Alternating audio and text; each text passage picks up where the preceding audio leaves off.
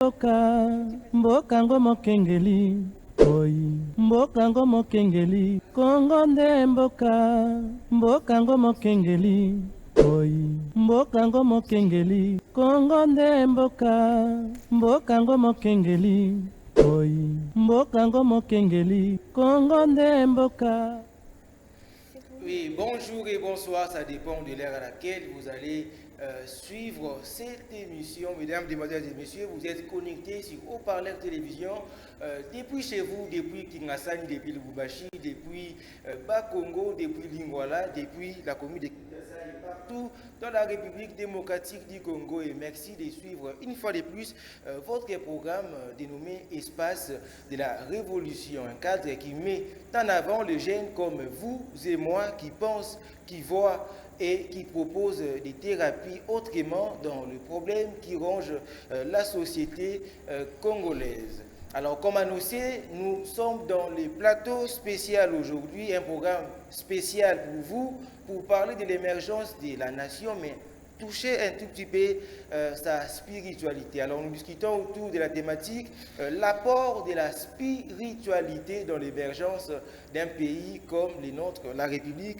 démocratique du Congo. Alors pour ce faire, nous avons opéré un choix significatif entre modernité et ancestralité. Ça sera du piment dans vos yeux et des tonnerres dans vos oreilles, comme j'ai l'habitude de le dire. Il est avec nous, les DG des Haut-Parleurs Télévision, mais également spécialiste en théurgie et spécialiste en sciences cérémoniales. Il est également fondateur de l'école Kimutu, une école qui explique la spiritualité ancestrale. Il ne sera pas seul en face de lui, les jeunes Congolais, les étudiants, les journalistes révolutionnaires qui vont partager avec lui ces plateaux. Alors rapidement, je m'en vais dire un grand bonjour et bienvenue au DG. Bonjour. Bonjour, merci, meilleurs vœux à vous tous. J'espère que je suis très honoré aujourd'hui de faire face aux étudiants. Et je crois bien que nous allons passer des excellents moments. D'accord, merci beaucoup. Déjà, je rappelle que c'est un réel plaisir pour nous de vous recevoir malgré vos multiples occupations. Alors, puisque nous parlons de l'apport de la spiritualité dans l'émergence d'une nation comme la nôtre, nous aimerions bien que vous puissiez expliquer rapidement la spiritualité aux jeunes, débobiner la spiritualité, mais également parler de son historique. Et la spiritualité congolaise, quelles sont ses bases, ses pères porteurs ici en République démocratique du Congo? D'accord. Déjà, je vais m'excuser un peu pour ma voix parce que le programme d'aujourd'hui a même failli de ne pas avoir lieu parce que, vu un peu l'état de ma santé, mais je fais vraiment un effort parce que nous sommes obligés. Alors, bon, j'aimerais que vous puissiez me poser question après question. Quand vous me bombardez plusieurs questions à la fois, parfois je peux me perdre. Alors, j'aimerais commencer par la première question. Si on doit d'abord comprendre le concept de la spiritualité. C'est quoi la spiritualité? Alors, déjà, c'est qu'il faut dire que la spiritualité, c'est un plongeon dans une quête beaucoup plus individuelle face à une vibration plus grande. Et je vais un peu m'expliquer. C'est-à-dire que nous avons le souffle universel. Ok? Nous avons ces souffles-là universels. Et chacun d'entre nous a un souffle au-dedans de lui. Nous respirons. Nous avons un souffle. À chaque fois que vous respirez, et il y a déjà, c'est la spiritualité qui vit déjà en vous. C'est ça. C'est déjà une preuve de la spiritualité. Et maintenant, nous avons un souffle originel, de base à la source de notre univers. C'est pour cela qu'on nous appelle le microcosme et le macrocosme. Donc, l'univers est un macrocosme et nous sommes le microcosme. Ok? Alors, nous devons chercher à nous connecter avec l'univers. Le microcosme doit chercher à se connecter au macrocosme. Alors, c'est cette quête-là, c'est ce que nous appelons la spiritualité. Donc, ça va d'un individu, ok, une quête personnelle, individuelle, qui veut, qui veut se connecter à la source, qui veut être en même diapason, en même fréquence qui est la vibration de l'univers. C'est cette quête-là que nous appelons communément, que nous appelons la spiritualité. Alors, la spiritualité, quand nous évoquons le concept de la spiritualité, nous voyons directement à côté ce que nous appelons la religion. Alors, d'abord, définition étymologiquement parlée, quand on essaie un peu de décrire ce qu'est la religion, nous allons comprendre que ça vient du latin religare, qui veut dire lié à. C'est comme un pont. Donc, nous sommes dans un village A, quand nous voulons nous rendre dans un village B, et lorsqu'il y a une rivière au milieu, il faut qu'il y ait nécessairement un pont qui va nous permettre la traverse. Ok? Donc, du coup, c'est la religion qui fait, c'est-à-dire que comment je vais l'appeler?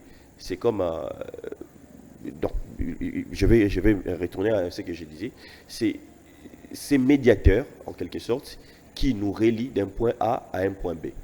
C'est pendant que la religion est maintenant créée ou inventée par des hommes. Ok?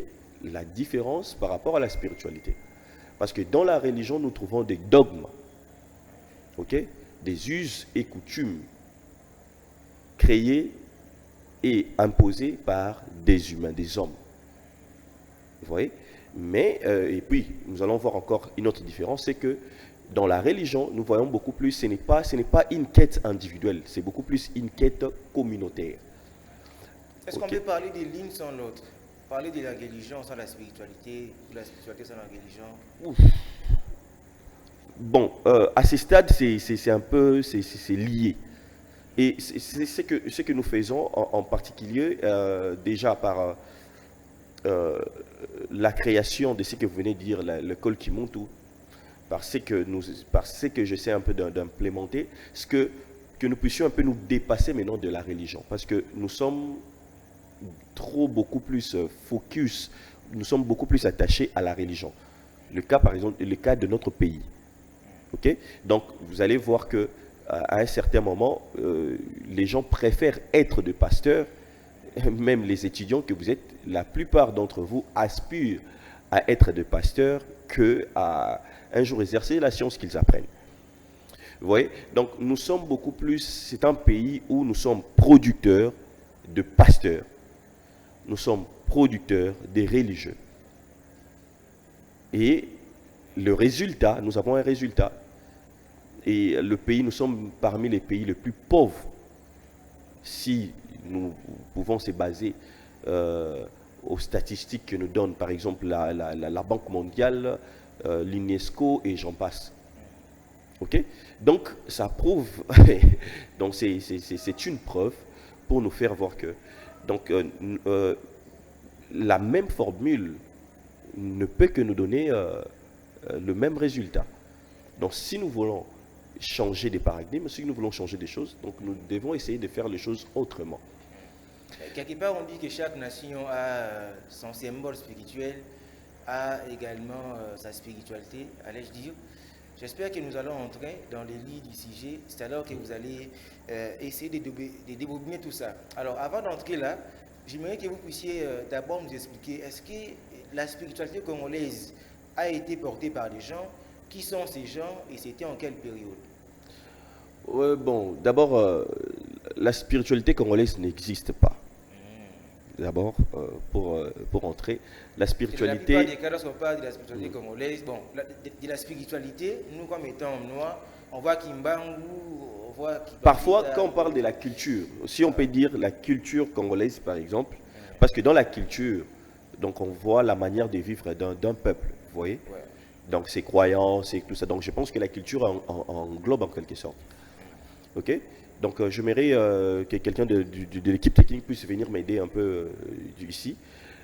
Donc voilà, pour revenir à ce que je disais, donc la culture, j'aimerais parler de la culture congolaise. Ouais. Et je ne sais pas, quand vous parlez à ce qui concerne le père fondateur. Oui. Hein, le père fondateur, je ne sais pas, bon, si d'une manière religieuse, j'évoquerai par exemple Papa Diangenda, parce que c'est lui qui a, je pense que le premier Congolais à avoir implémenté ce qu'il a appris, parce qu'il a eu à effectuer beaucoup de voyages et il a eu même à côtoyer beaucoup de grandes personnes. Et Papa Diangenda était entouré des très grands professeurs. La plupart des amis de Papa Diangenda ont passé beaucoup de temps aux États-Unis. Nous voyons l'église comme l'église mormone, parce que moi nous avons grandi, c'est là où j'ai appris beaucoup de choses là-bas. Nos parents étaient de grandes personnalités dans cette église. Et Papa Diangenda, avec ses amis qui ont passé des temps aux États-Unis, ils ont eu à apprendre de cette église-là, l'église des Saints des Derniers Jours. Je crois aujourd'hui c'est la meilleure église de par son organisation. Vous voyez, l'église la plus riche du monde, l'église catholique, les églises protestantes et consorts, de foi, ils ont des lettres de cette église-là. Et cette église-là est tellement organisée, okay, même par sa jeunesse et consorts.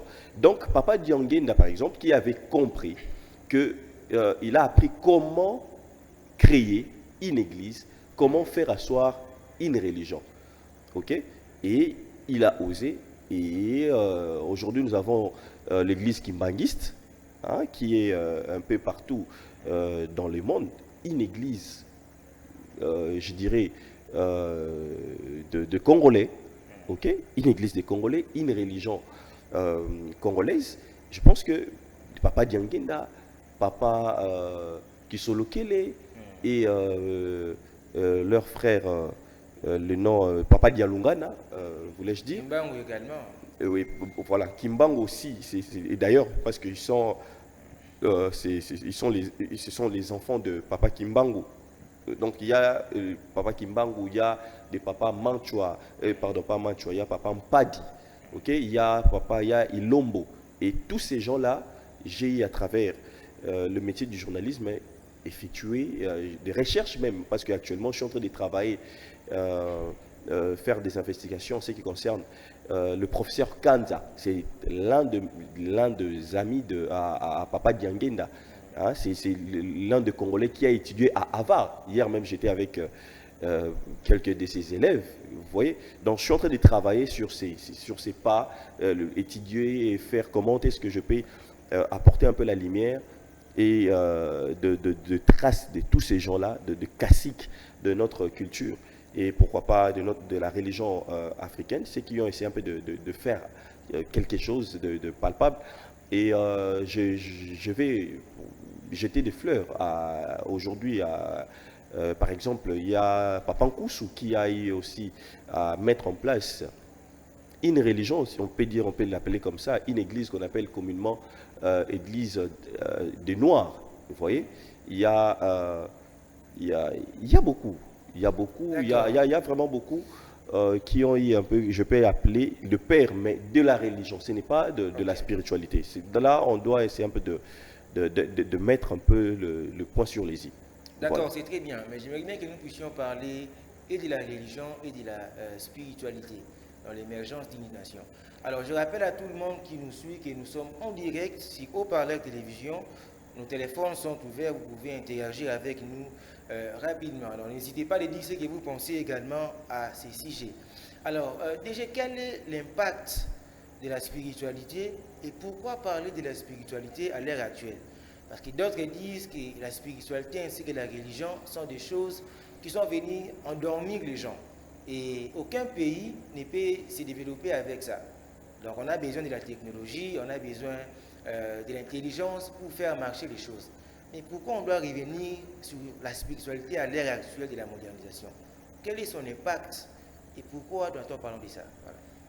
Ouais, je pense que c'est une très belle question. Pour être direct, je dirais que la religion ne peut pas aider ces pays. La religion ne peut pas aider notre très beau, cher pays, la République démocratique du Congo.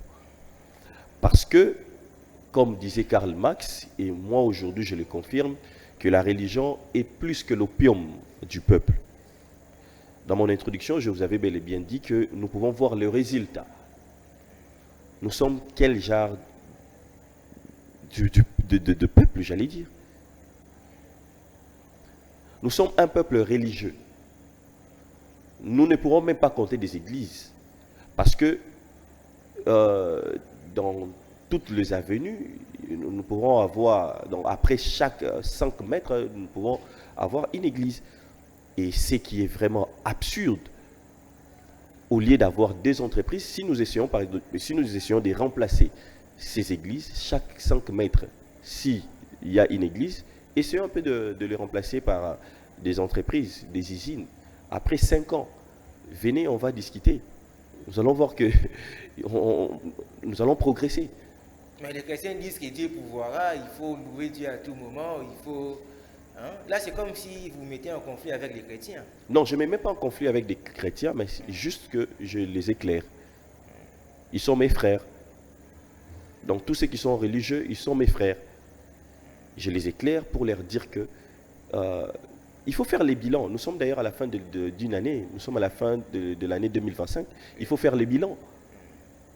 Vous avez assisté à l'église tous les dimanches. Qu'est-ce que vous avez apporté pour ces pays? John Kennedy disait, quand une fois il était face aux étudiants, face aux jeunes, il les a dit, vous devez vous poser des questions. Qu'est-ce que vous ferez pour les États-Unis? Et non, qu'est-ce que les États-Unis fera pour vous? C'est la question que nous devons nous poser en tant que citoyens, en tant que, si nous aimons ces pays. Et directement, d'abord, la religion que nous avons dans notre pays nous épargne, nous éloigne de la réalité et nous éloigne de l'amour de la patrie. Expliquez-vous. Je vous donne un exemple. Quand vous allez essayer un peu d'investiguer, d'aller dans des églises, vous allez trouver qu'il y a des drapeaux, par exemple, il y a des drapeaux d'Israël. D'ailleurs, dans la plupart des églises, il y a les drapeaux d'Israël.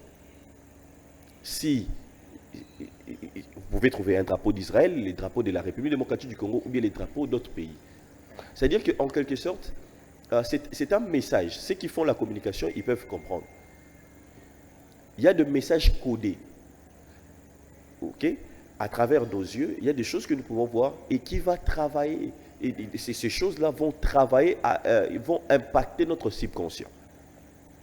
Et c'est ce qui fait que le Congolais, c'est un peuple qui aime d'autres pays que son propre pays. Allez-y voir quand il y a des véloteries, vous allez voir le nombre de gens qui veulent quitter ces pays. Il faut aller dans les agences pour voir ça. Mais moi, il y a d'autres pays que je visite. Quand je suis là, donc c'est-à-dire c'est difficile de voir un jeune vouloir quitter son pays. Vous voyez un peu la différence? Donc, c'est-à-dire que la religion que nous avons nous fait voir que on est mieux ailleurs. On est mieux on sera mieux quand nous allons se voir avec Jésus, quand nous serons au paradis. Cependant, nous avons les paradis terrestres. Nous venons de j'espère que vous êtes tous choqués quand Donald Trump aujourd'hui dit que la République démocratique du Congo et le Rwanda sont en guerre. Ils nous ont invité les États-Unis pour prendre des minéraux. Allez prendre des minéraux. Et ils sont contents, les Américains sont contents. Vous comprenez? Donc, quand vous pensez que trouver des solutions, c'est seulement le voisin qui va nous donner, qui va nous trouver des solutions. Mais à un moment, parfois, nous ne savons pas comment le voisin nous trouve. Oui. Donc, c'est-à-dire que si nous essayons un peu de faire un pas en arrière, dans mon introduction, je vous ai dit que la spiritualité, c'est une quête individuelle. Donc, c'est l'homme qui se plonge. C'est un microcosme qui veut se plonger, se connecter au macrocosme. Et cette quête-là ne cherche pas de m'as-tu vu. Ok. Ok? C'est beaucoup plus personnel. Mais la religion, aujourd'hui, dans les églises, c'est là où nous trouvons, c'est là où il y a beaucoup de commérages. C'est là où il y a certaines personnes sont victimisées. Mais là, nous comprenons que dans la plupart des cas, ce sont des jeunes qui sont avisés parce que rien ne peut partir sans la jeunesse. Alors, on doit passer par quel schéma pour réveiller spirituellement la jeunesse congolaise pour qu'elle devienne par la suite actrice du changement? Alors, le schéma est simple, c'est ce que je venais de dire. C'est-à-dire que nous devons renoncer à la religion d'abord, la première des choses. Les gens vont dans les églises, ou bien les gens suivent la religion parce qu'ils sont nés dans des familles religieuses. Même les chefs de l'État religieux. Aujourd'hui, même aujourd'hui, on peut trouver, il y a des chefs coutumiers religieux. Okay. Un chef coutumier qui s'appelle Moïse, un chef coutumier qui s'appelle Abraham, un chef coutumier qui prêche. C'est porter le nom d'Abraham lorsqu'on est chef coutumier. Mais en quoi vous êtes chef coutumier? Parce que vous êtes détenteur. Vous êtes détenteur de la tradition. Nous devons nous ressourcer par des chefs coutumiers. C'est lui notre barba. Quand ça chauffe dans nos familles, il y a des chefs des clans, il y a des chefs des familles. Ce sont des gardiens des traditions. Quand nous manquons quand nous sommes à la quête de l'histoire familiale du village et consorts, ce sont eux que nous devons nous référer. Mais quand ils ne sont plus une référence, c'est-à-dire que, comme Amadou Ampateba disait, que je ne pense pas que c'est une bibliothèque, mais c'est des milliers et des milliers de bibliothèques qui sont brûlées. Apparemment, vous donnez l'impression comme si on ne peut pas espérer un changement maintenant pour les pays parce que les chefs de l'État qui... On ne peut pas. Il n'y a pas d'abord un pays. Il n'y a pas un pays qui a évolué grâce à une religion. Si y en a, vous pouvez me les citer. Si on veut espérer un changement, le chef de l'État doit commencer par se désolidariser de la religion. Effectivement. Ok? Nous, aujourd'hui, comme des détenteurs, des gardiens de la tradition, de cette connaissance, des spécialistes dans des sciences occultes, nous sommes des personnes que l'État doit protéger. Nous sommes des personnes que nous devons être beaucoup plus consultées. Ça me fait plaisir quand je fais face aujourd'hui aux étudiants, parce que les étudiants, c'est l'avenir de demain. Et nous sommes jeunes, et nous devons nous préparer, parce que nous devons planifier déjà l'émergence de notre pays. Ok? Alors, ceux qui font progresser, ceux qui vendent la Chine aujourd'hui, ce ne sont pas des vieux. Ok? C'est lui qui a inventé TikTok, le chinois. Ce n'est pas un vieux, c'est un jeune. C'est lui qui a inventé Facebook, c'est un jeune. Et tous ces gens-là, ils ne sont pas des religieux. Ils ne sont pas des religieux. Vous ne pouvez pas faire quelque chose de génial, de gigantesque, si vous êtes religieux. C'est la spiritualité, parce que vous devez être en communion avec le macrocosme. La spiritualité influence les scientifiques. Effectivement, la spiritualité influence les scientifiques. Parce que même la caméra, c'est lui qui a inventé cela. Si vous avez eu à l'interviewer, il va vous dire que donc, et tous ils tirent l'inspiration, l'idée à la nature. Ceux qui ont inventé le véhicule, par exemple, vous allez voir, d'autres voitures ont des formes de deux animaux. Vous voyez? Donc c'est ça en fait.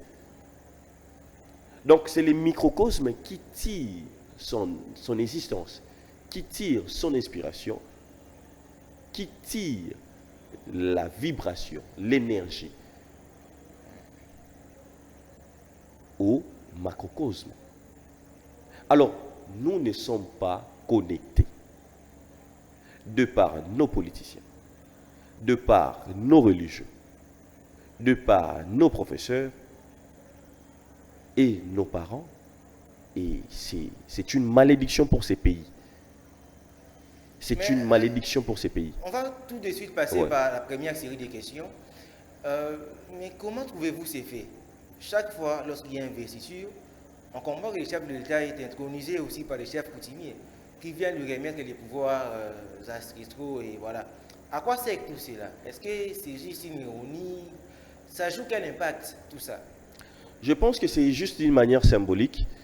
Le président les fait d'une manière symbolique. Mais je peux voir, si nous pouvons regarder une fois de plus l'investiture du président Félix Antoine Tshisekedi de ses mandats, et si on peut comparer cette investiture par rapport à l'investiture du président gabonais, vous allez voir que c'est les jours et la nuit. Ok. Vous comprenez?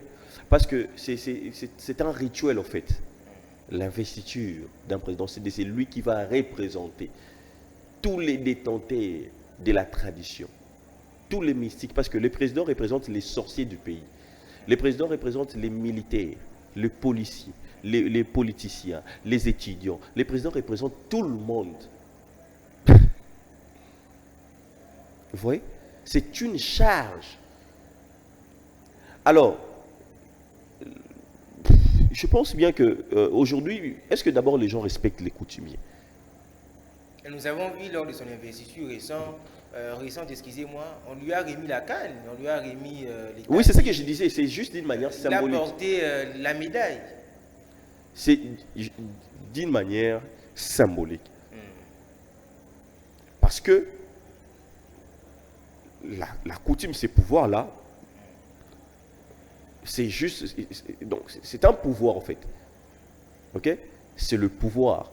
Est-ce que quand nous avons des problèmes dans notre pays, quand les coutumiers parlent, ce qu'ils disent, est-ce que ça se réalise? Pour que les gens puissent les respecter comme c'était auparavant. Je vous donne un exemple. Au temps de Mobutu, Mobutu s'est déplacé pour aller voir des grands chefs coutumiers. Est-ce qu'aujourd'hui les présidents se déplacent pour aller voir les coutumiers ou bien nous voyons l'inverse? Parce que je vous donne, il y a un chef coutumier du Bandundu que un jour dans le bureau je pense du directeur du musée, le professeur Henri Boudjouro que je salue, parce que je travaillais avec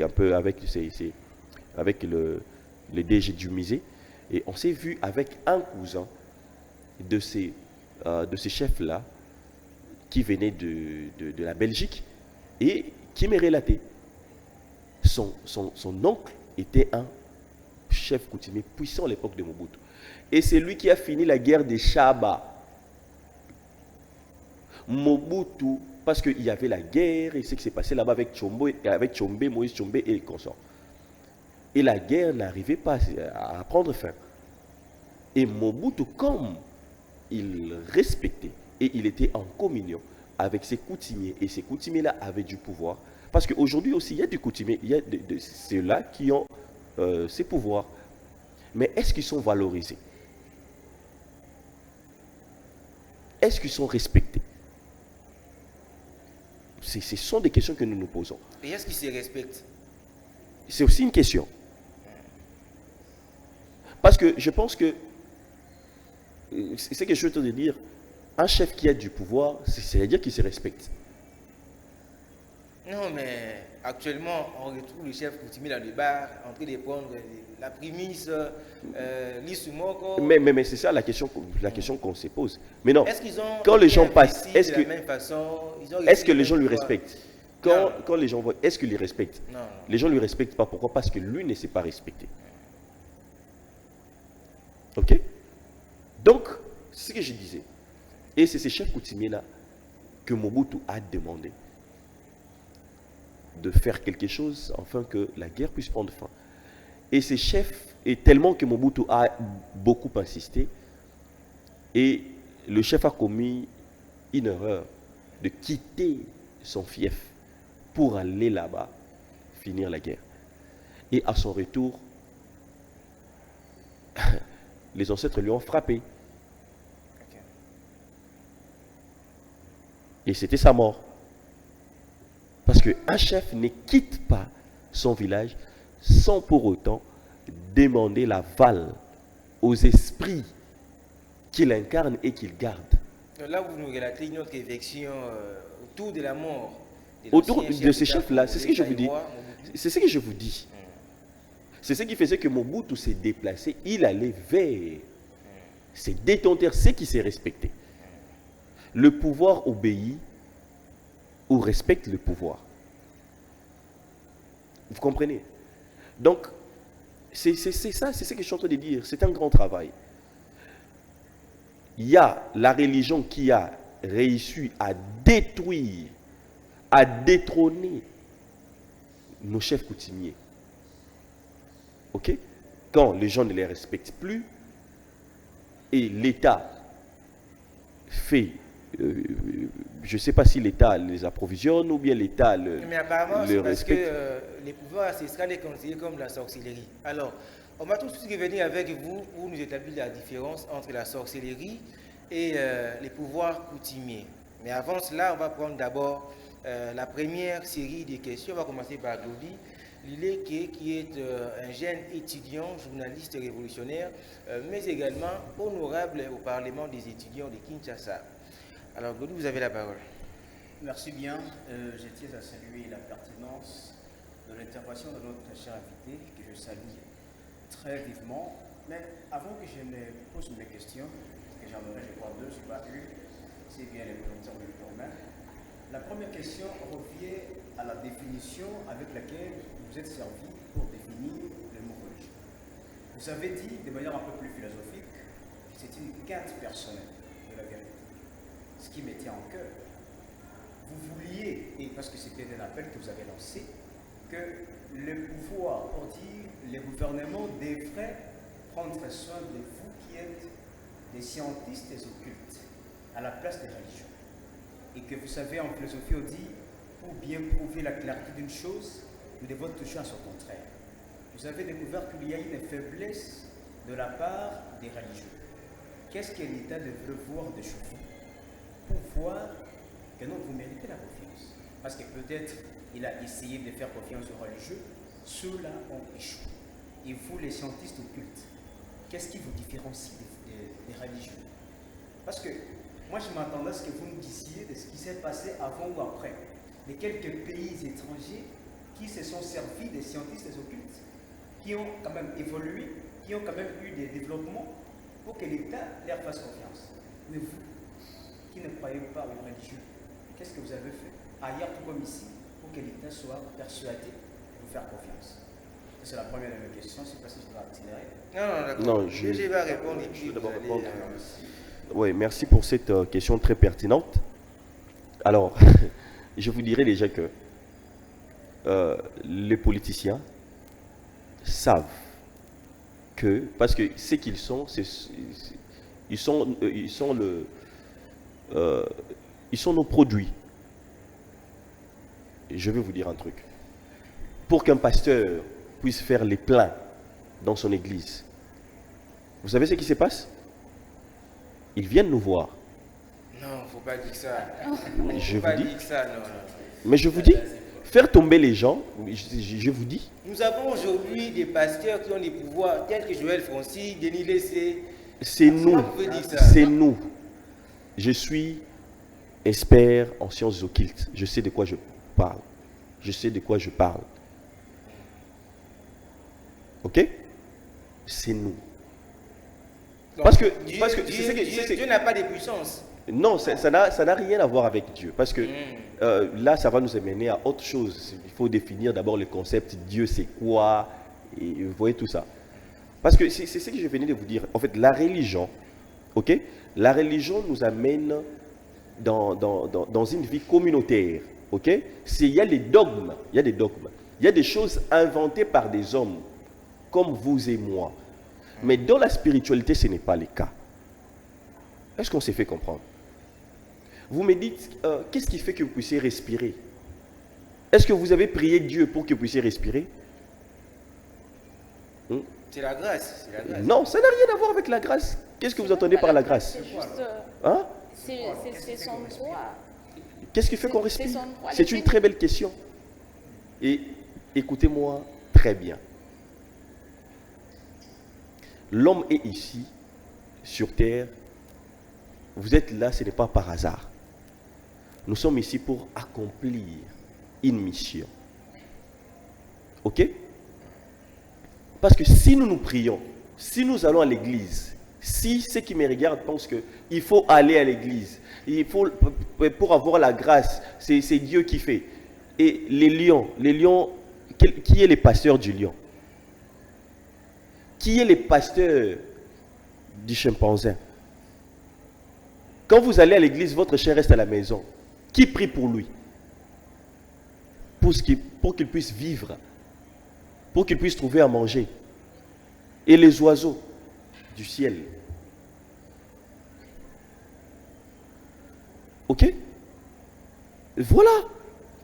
En fait, les églises, c'est comme vous voulez apprendre à conduire une voiture. Vous devez vous rendre dans un centre, auto-école. Et quand vous apprenez à conduire la voiture, et qu'est-ce qui va se passer? À la fin, vous obtenez votre brevet, et vous n'allez plus voir votre professeur être toujours à côté de vous pour conduire. N'est-ce pas? Mais la religion est l'opium du peuple parce que c'est comme si nous sommes esclaves à perpétuité jusqu'à la mort, à la fin de notre vie. Ce que vous apprenez, depuis vous avez commencé à apprendre Genèse, Adam, Abraham, tout ça. Et c'est chaque année. Cette année, l'année de victoire. L'année prochaine, année de grâce à grâce et consort. Et je vous ai posé certaines questions pour que vous puissiez me répondre. C'est-à-dire que nous ne sommes pas de seules créatures dans ce monde ou dans cet univers. L'eau qui jaillit au jour le jour, sans s'épuiser. Qui est derrière cela? On dit que c'est Dieu. On dit que c'est Dieu. C'est Dieu, mais si c'est Dieu, mais pour que vous puissiez prier Dieu, vous devez aller à l'église, n'est-ce pas? Mais non. C'est pas forcément Hein? l'église. Pas nécessairement. C'est-à-dire que même celui qui ne prie pas peut vivre, n'est-ce pas? Oui. Vous êtes donc, je pense que vous avez la question, vous avez la réponse à votre question. La question est celle de savoir Oui. comment l'État peut-il vous faire confiance alors que nous ne voyons aucun de vos effets. Pourtant, vous avez dit vos pasteurs nous consultent, mais il est faux de manière frauduleuse. Comment l'État peut-il vous faire confiance alors que vous avez dit l'État devrait nous faire confiance, nous les scientistes occultes? Non. Vous ne faites rien. Oui. Ailleurs, tout comme ici, on n'a jamais vu quelque chose qui vient du ciel sur le tout. Non, il y en a en fait. Déjà, quand on parle de l'occultisme, donc c'est juste ce qui est caché et ce qui est secret. D'abord, mais bien, c'est ça. Quand on parle de l'occultisme, c'est ce qui est caché, c'est ce qui est secret. N'est-ce pas? L'occulte. Occulte, c'est ça. Les noirs. Donc je ne peux pas venir ici pour vous dire que tel fait ça, tel fait... Je ne peux pas. Parce que ça relève du secret. Vous me comprenez? Mais déjà, pour vous dire d'une manière générale, je vous ai dit que tous sont nos produits. Vous me comprenez? Oui. Le pasteur, les politiciens et consorts. Pour que... C'est-à-dire que, je vous donne... Non, rien ne vous échappe. Rien ne nous échappe. Moi, par exemple, je suis en train de plaider. Je suis en train de plaider. Étant l'un de... je ne suis pas... pareil, bien que je suis d'une famille, je peux dire je suis prince. Ok? Je suis en train juste de plaider, par exemple, pour ces coutumiers-là que je défends parce que je suis leur porte-parole. Pour ces coutumiers-là. Ok? Le véritable. C'est une manière de comment? Je suis en train de sonner une alerte pour eux. Mais dans mon casquette, quand je rentre maintenant dans ma peau, dans mon profil en tant que spécialiste de sciences occultes, je vous dis clairement que et tous sont nos enfants. Et tous sont vos enfants, on va les confirmer à ceux qui nous suivent depuis la maison. Comme je l'ai dit, ça sera du piment dans vos yeux, du tonnerre dans vos oreilles. Ce n'est que les premiers coups. Alors on va poursuivre avec la série des questions. Non, je ne sais pas si d'abord je répondais à cette question. Ouais. Alors je vais lire un message rapidement. Salut mon frère, je vous ai suivi dans une émission de la Révolution dans votre chaîne. Je suis révolutionnaire et panafricaniste. J'aimerais participer à votre émission. Quelles sont les conditions? Bon, je pense qu'on parlera de ça juste après l'émission. Bon, on poursuit d'abord. On prend la deuxième question, toujours dans la première série, rapidement parce que le temps s'écoule déjà. Quand les jours. Merci beaucoup pour la parole et je remercie aussi le DG d'être là pour nous éclaircir parce qu'il y a des choses que j'ai appris aujourd'hui que je ne savais pas, mais grâce à vous aujourd'hui, j'ai appris. Mais il y a une chose qui m'a un peu choquée. J'allais poser ma question, mais il y a une chose qui m'a un peu choquée. Vous avez dit que la religion ne peut pas aider un pays, ou bien la religion ne peut pas faire évoluer un pays. Et pourtant, même si vous tapez sur Internet, vous allez voir les gens témoigner les effets de la religion. Il y a beaucoup de gens qui ont changé grâce à la religion. Et je vois aussi, parce que vous avez dit aussi qu'il y a des pasteurs qui font de miracles grâce à vous. Et pourtant, il y a aussi les gens qui passent à la télé ou bien sur les réseaux sociaux qui sont en train de réclamer la souffrance qu'ils sont en train de vivre dans la spiritualité. Il y a des gens, vous allez peut-être voir les gens témoigner que j'étais dans la spiritualité, j'ai beaucoup souffert, je n'ai pas vu les changements. Voilà pourquoi j'ai fait recours à la religion. Maintenant, les changements-là, l'aide que la religion apporte aux gens, là, c'est pas aussi aider un pays en quelque sorte.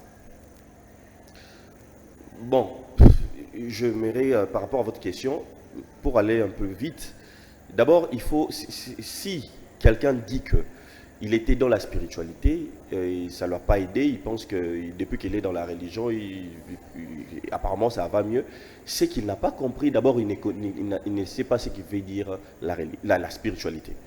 Parce que la spiritualité, je venais de le dire, c'est une quête individuelle. Ok? C'est vous et les créateurs. Ok? C'est vous recherchez à l'intérieur de vous. C'est-à-dire que vous êtes en harmonie avec vous-même. Cependant que la religion, c'est une quête communautaire, je veux dire. Si quelqu'un, je vous donne un exemple. Par exemple, même moi j'ai subi ça, ou bien beaucoup de personnes, ceux qui sont dans la spiritualité aujourd'hui, ils peuvent vous dire ça. Si vous arrêtez d'aller à l'église, même votre pasteur ne va plus vous aimer.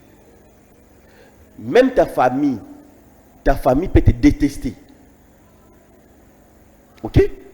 Parce que si tu te dis aujourd'hui, tu dis que dorénavant, je suis spirituel, je n'irai plus dans une église, vous pouvez m'inviter, je peux venir, mais je cherche à me connecter moi-même avec le moi. Parce que là, quand on parle de la spiritualité, c'est une connexion avec les moi intérieurs. Vous comprenez? Mais non, c'est pendant que dans la religion, d'abord dans la religion, nous cherchons un Dieu à l'extérieur. On va vous dire qu'il faut aller dans une montagne pour aller Tokyo Lukanzambe, comme le disent les Kinois, les pasteurs. Cherchez la face de Dieu. Mais où se trouvent ces dieux? Qui a déjà vu ces dieux? Personne jusque-là. C'est ça la religion. C'est pendant que ces dieux-là, il est dans toi, c'est ça, c'est le souffle. Essaye d'arrêter de respirer. C'est la fin d'une vie. Ok? Nzambe Oyo Bolukara ailleurs, il est dans toi, aux Nzambe. Tu es ces dieux. C'est ça. Dieu est dans. Voilà, c'est ce que je vous disais. C'est par rapport à cette question-là. Comment nous arrivons à respirer alors? Qui fait que nous puissions respirer? Vous êtes les microcosmes, c'est ce que je disais. Vous êtes de petits dieux. Ok? Et quand vous vous connectez avec vous-même, quand vous êtes en harmonie avec comment je vais dire, si je suis en harmonie avec le moi intérieur, ça va faire en sorte que même ma parole aura de fait, ma parole aura vraiment d'impact, et parce que l'homme c'est la parole. Quand vous déclarez une chose et ça doit se réaliser. J'aimerais un jour, nous allons parler par exemple, nous allons s'étaler, échanger sur la parole. C'est ce que je vous disais, que tous ceux qui sont dans la société est les fruits des occultes, de ceux qui maîtrisent les sciences occultes, même les pasteurs, même les religieux. Mais comme ça relève du cachet, ça ne peut pas se dire. Mais c'est que je suis en train de dire, et ils me regardent et ils savent ça. Je vous donne un exemple. Les États-Unis et ce que vous voyez, vous pensez c'est grâce à quoi? C'est la franc-maçonnerie. Regardez les bâtiments, allez même regarder leurs billets, leur argent, les dollars. Essayez un peu d'analyser les dollars. Vous allez trouver, il y a des symboles franc-maçonniques. Il y a des symboles franc-maçonniques à l'intérieur. C'est parce que c'est ça les cachets, c'est ça l'occultisme. Et c'est ça qui tient ces pays-là. Et Satan n'est pas lié dans l'occultisme. En fait, là, tous ces concepts-là, c'est ce que vous avez appris dans la religion. C'est ce que je suis en train de vous dire. Tous ces jeunes, même ceux qui émergent, les jeunes, même vos amis, même à l'université. En fait, il y a encore une chose qui me vient en tête. L'université, quand on parle d'université, c'est quoi? On voit l'univers. C'est-à-dire que vous, quand vous entrez à l'université, c'est-à-dire que vous, le micro-univers, vous accédez dans un macro-univers. Vous êtes là, vous voyez, c'est un monde de réalité. Vous pouvez avoir un ami qui est musulman, vous pouvez avoir un ami qui est sorcier, vous pouvez avoir un ami qui est bon, vous pouvez avoir... Donc, c'est-à-dire que toutes sortes de personnes sont là. Ok? Et ça vous apprend la vraie vie. Je vais vous révéler encore un truc. L'université d'Harvard, ce n'est pas tout le monde qui peut étudier à l'université d'Harvard. Ceux qui étudient à l'université d'Harvard, ce sont ceux qui vont diriger l'État. C'est des hommes d'État. Donc ils passent par l'initiation. Effectivement. C'est là où il y a des sciences occultes. Ceux qui ont étudié, par exemple, même à l'Inikin, aux années 60 et consorts, à cette époque-là, tous ces gens, tous nos papas, tous nos ancêtres qui ont étudié à cette époque-là, ils étaient tous des initiés. Ce n'était pas c'est des grandes personnes. Ils ont eu à réaliser des choses dans ces pays. Et la différence par rapport à cette génération, nous avons que des gens qui ne font que répéter comment je vais dire, ce sont, comment on les appelle, des corbeaux. Hein? Ok? Nous répétons ce que nous avons eu à bouquiner. D'accord, rapidement nous chutons parce qu'on fait signe par l'ingénieur JC que nous chutons déjà. Ils peuvent nous ajouter même 5 minutes, même 10 minutes. Parce qu'il y a... Je ne suis pas vraiment... D'accord, d'accord. On va prendre... Elle peut aller encore, s'il vous plaît. Oui. D'accord. Parce que vous avez directement la question. Oui, c'est toujours la même question. En disant que la religion ne peut pas aider un pays. J'ai essayé de faire des recherches sur la religion et des recherches sur la spiritualité. Maintenant, j'ai compris quelque chose. La religion travaille pour la foi et l'amour du prochain. La spiritualité aussi travaille pour le même but.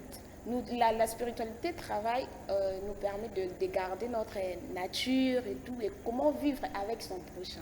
Maintenant, le fait de travailler, et tout cela, ils ont des points communs. La spiritualité apporte les changements ou bien l'évolution d'un pays.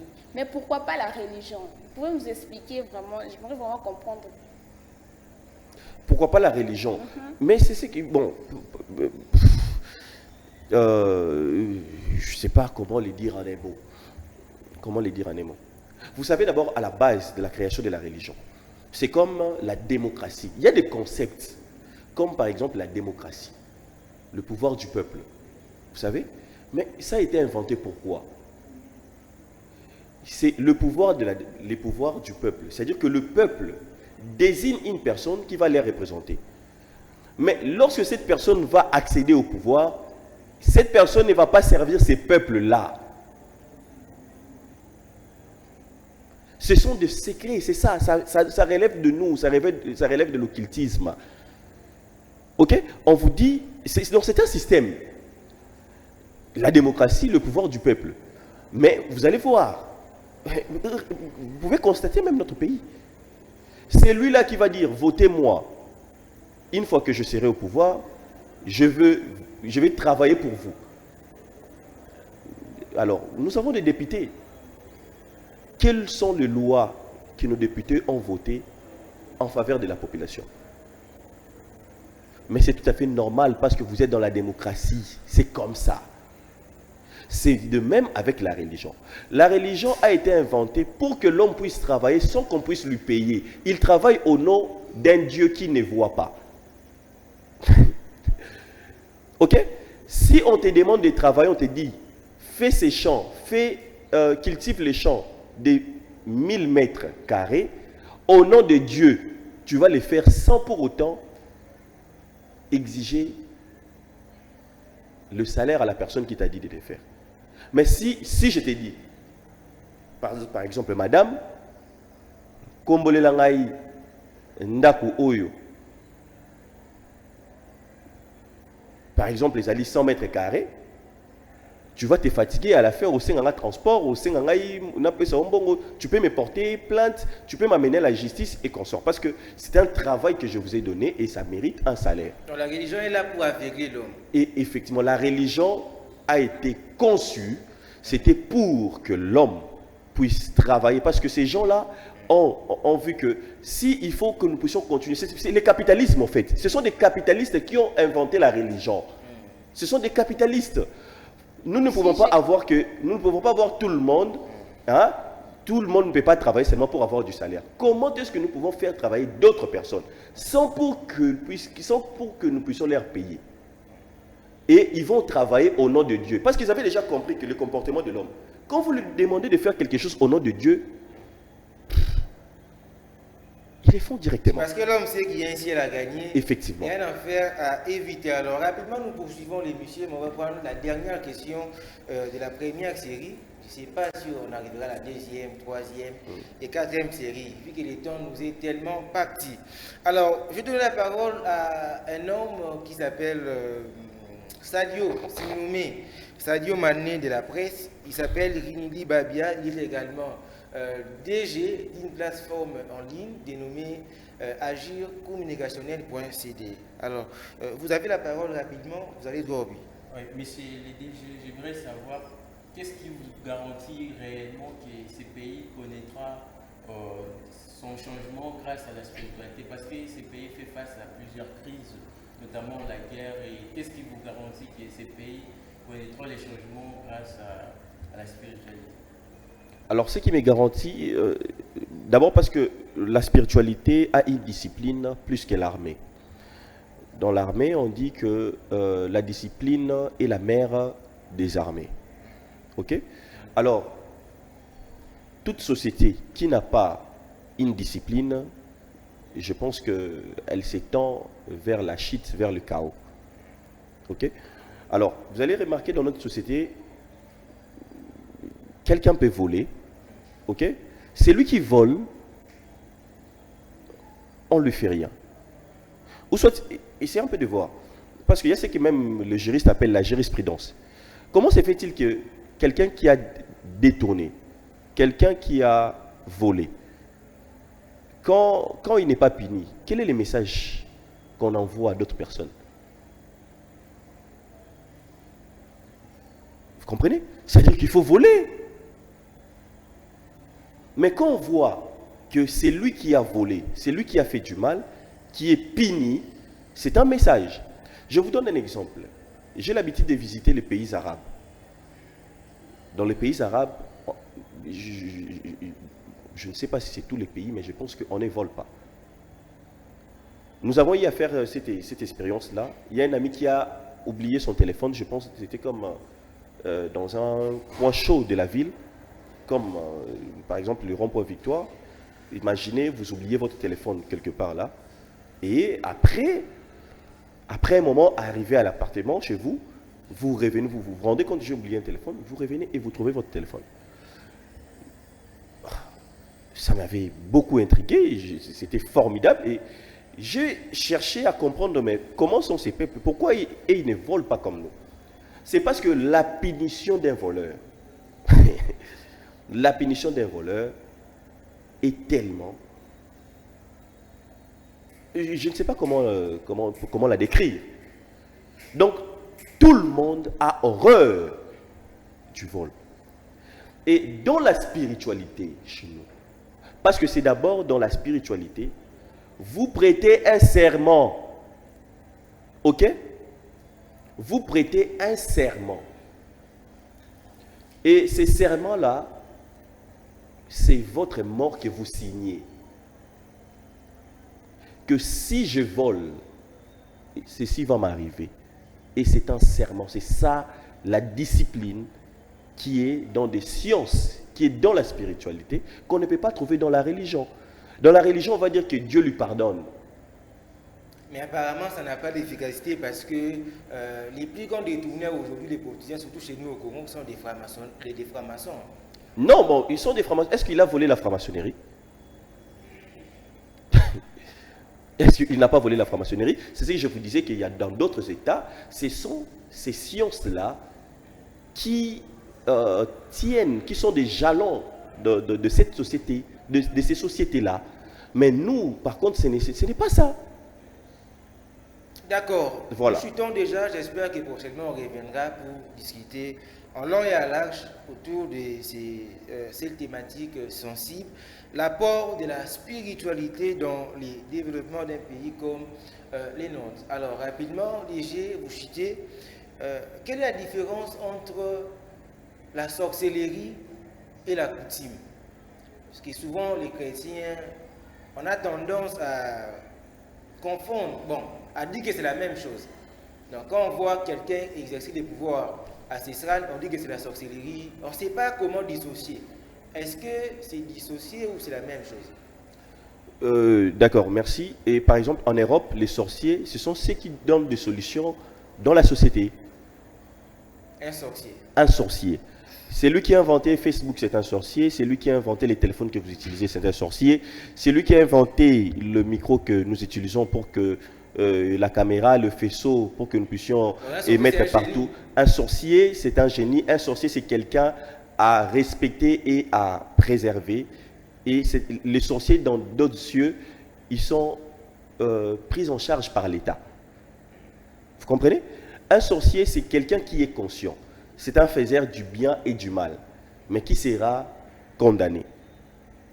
Ce n'est pas que... C'est ça le problème. Nous avons, le Congolais, on a du mal, nous avons du mal à définir chaque concept ou bien de mots. Ok? Et du coup, directement, la coutume. Qu'est-ce que la coutume? La coutume, c'est juste les gens se sont réunis. C'est la manière de vivre d'une population. Comme nous, par exemple, nous pouvons définir que ici, le nom de l'émission, c'est Espace de la Révolution. Avec les étudiants ou votre groupe, vous définissez, vous mettez des lois. Ok? Et c'est ça. C'est comme une sorte de convention. Une sorte de convention. Et c'est lui qui va dérober ou qui sera en dehors de ces lignes-là, va être exclu. Ou bien condamné, je ne sais pas moi quoi. Oui? Donc c'est juste, c'est ça. Et la coutume peut être changée. Le problème maintenant avec nous, nous avons gardé nos coutumes depuis nos ancêtres. Or, nous pouvons l'adapter à la réalité d'aujourd'hui. Vous comprenez? Parce que nos ancêtres, à l'époque, ils marchaient pieds nus. Bien que c'est encore une connaissance, il faut marcher pieds nus. Tu ne peux pas passer toute une semaine sans marcher pieds nus. Parce que tu dois te connecter à la terre-mère. Ok? Alors, mais aujourd'hui, nous avons des souliers, nous avons des babouches. En fait, il y a toutes ces choses-là.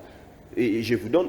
mais non, quand il y a des règles à travers la coutume, et la coutume nous préserve du danger.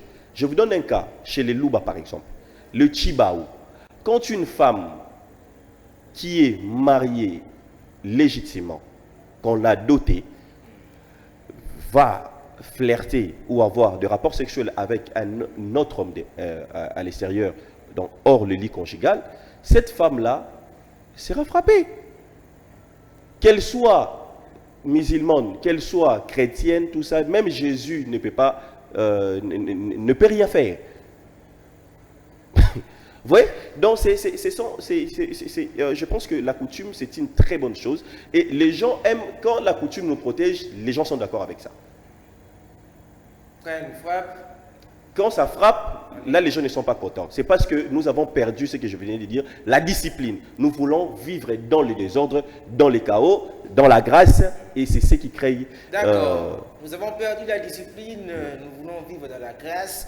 C'est ce qu'a dit le DG Mukendi Biayi, qui est également DG des haut-parleurs télévision, spécialiste en TRJ, mais également en sciences cérémoniales. Vous avez compris la différence entre la sorcellerie et la coutume. La sorcellerie, c'est la science des génies, tandis que la coutume, c'est une convention. Donc les lois, on s'est dit, voilà, on fait ça, on fait ça, on fait ça, et la coutume, on peut la changer. Donc tout dépend également de vous. Mais pour finir, comme à la coutume, j'ai bien dit ça, nous allons sacrifier à la tradition, passer à l'enveloppe de la mort, qui est la dernière phase de notre émission Espace de la Révolution. On est très loin du DG, on ne saura pas le remettre d'enveloppe, mais moi-même je vais ouvrir et sortir la question pertinente qui s'y trouve, et le DG va répondre avant tout justement de nous séparer. Alors, la question sur l'intronisation de Samuel Massambukidi comme roi divin. Il est écrit, bon, il est promis dans la prophétie de Simon Kimbangu, que lorsque le roi divin viendra, ça sera la paix qui sera rétablie dans le pays, et il n'y aura plus de guerre, et tout sera au calme. Mais on remarque que quelques jours juste après l'intronisation de Massambukidi comme roi divin, Uvira a été pris par les rebelles, et la guerre continue à l'est. Est-ce qu'on peut affirmer comme d'autres personnes, d'autres chefs coutumiers, que cela était juste une façon de tromper la vigilance? Massambukidi est loin de la prophétie, ce n'est pas lui le roi divin promis par Simon Kimbangu. Bon, j'aurais du mal à répondre à cette question directement parce que je suis en train de travailler sur ça. Je vous ai dit, hier j'étais avec d'autres personnes, ou bien j'ai eu un peu j'ai eu l'adresse même, là où a été, là où la traduction de cette prophétie des Papa Kimbangu a été faite, ici à Ngiringiri. Je suis en train de travailler sur ça. Je ne peux pas directement m'étaler ou bien... bon, là je vais... Ne trompe pas, la guerre continue, et puis l'accord n'a pas je pense que marché. dans quelques jours, je vais revenir avec une réponse directe parce que j'étais là les jours de l'intronisation de Papa Samuel Massambukidi. Nous avons échangé, je crois, je lui ai quitté à 2h du matin et je suis arrivé chez moi à 3h. Je pense que je vous enverrai, je reviendrai avec une réponse. Laissez-moi un peu le temps de finir un peu ce travail, sinon je vais faire la poêle.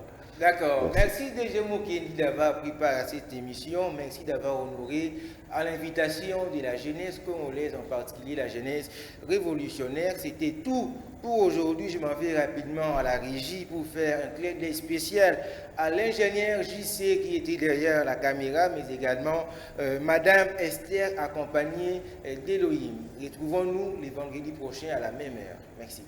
Kongo nde mboka, mboka ngo mokengeli, oyi, mboka ngo mokengeli, Kongo nde mboka, mboka ngo